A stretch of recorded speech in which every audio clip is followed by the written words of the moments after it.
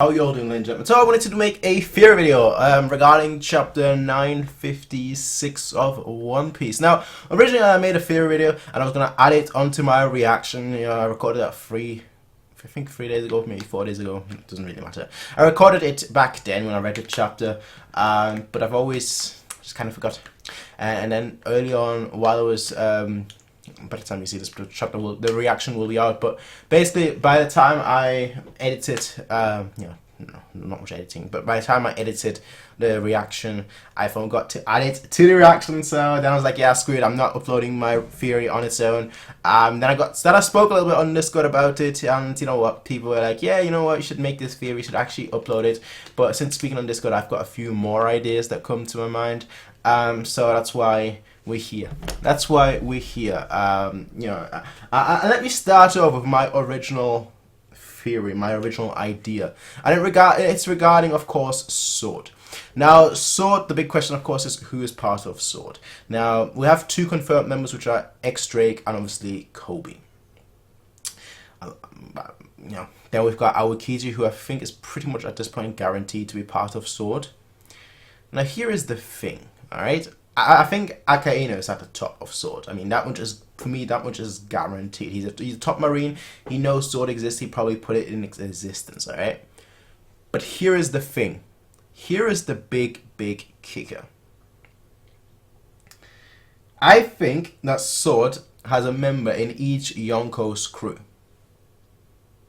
Big Mom, Blackbeard, Shanks, and Kaido. Now we know Kaido's, the one that infiltrated Kaido, which is obviously X-Drake. I think Aokiji infiltrated Blackbeard. I think Bobbins infiltrated Big Mom, and I think Shanks is part of Sword. Yes, I think Shanks, the Yonko himself, is part of Sword. Do you want to know why? Here we go. All right. First of all, Shanks comes into Marineford, stops the war. Sengoku's like, you know what, son? You know what, son? I'm backing off. I'm backing off. You know what? Because it's you. Because it's you. We all thought, because you talked about, because, it's your strength, or because X, Y, and Z. But no, he was like, because it's you, I am backing off. Because of you, we're ending the war. This could be about Sword. Think about it. It could be, he's like, you know what, fair enough. Fair enough. You're part of us. You're part of the Marines. Sengoku being at the top back in the day, you're part of us. I want to listen to you. Because you know what? You are right. We have gone too far. Notice how Akainu didn't attack Shanks at all, despite the fact that he was rampaging to go against anyone else. But when Shanks came in, he was like, you know what? Hi. Sword. That kind of thing, right? Kobe. Makes sense, obviously. Kobe, Shanks saved him. Think about it. All three people in that exchange are part of Sword. Shanks, Akainu, Kobe. Well, that would be epic, wouldn't it? But yeah, let me get my full list up because I've got it written down on Discord. Because like we was talking about it for a while now. So yeah, besides X-Drake, Aokiji, Shanks, why Bobbin? Again, I think each Yonko has a member of Sword in there, and I really couldn't think of anyone really that stood out. Like, I truly stood out in Big Mom's crew that isn't part of a family, except for Bobbins. Because Bobbins, we hear like that one ending to a chapter where he's like, no, I will take care of Blackleg Sanji. And he was taken out pretty much immediately by Capone. But I think that because Oda made a point to highlight him, to the point where some people even to this day are like, is Bobbin key? Where is Bobbin? What's it with him? Boyoung, he's like the first member that we got to see from Big Mom's crew. He's part of Sword. He's got a sword as well. Then besides him, an obvious one to me, honestly, would be Bogart.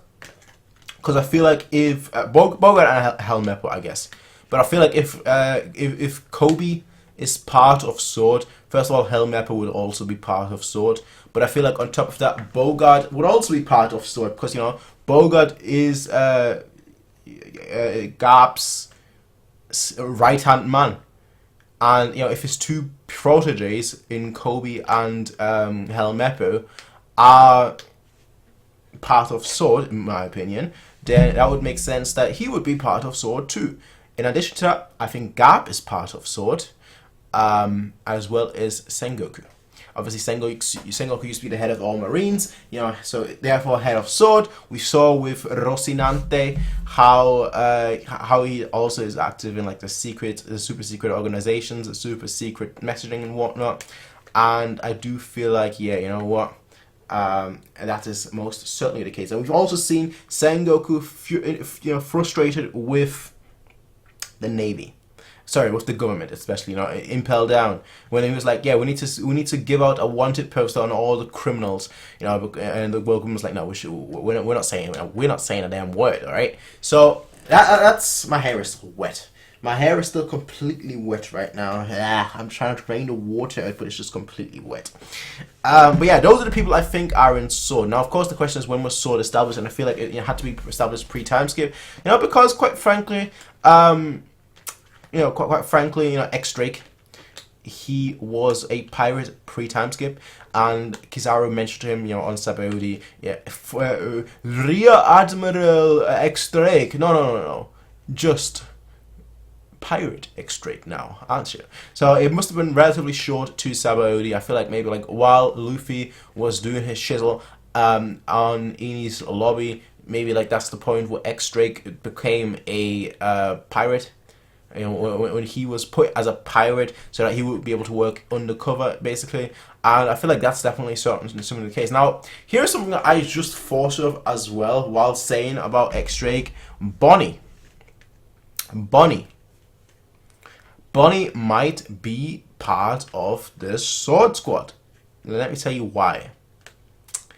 Akainu captured her, and then she still managed to escape. And we never got to find out how she managed to escape from Akainu capturing her. And what was his exact wording? What was his exact wording when he found her? His exact wording was something along the lines of, when I heard that you escaped, it sent shivers down my spine.